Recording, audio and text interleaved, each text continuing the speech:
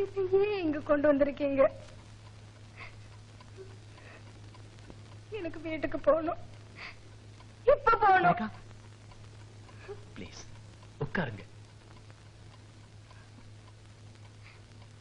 ரேகா, இது பெங்களூர்ல. இப்ப நம்ம ஊட்டியில இருக்கோம்.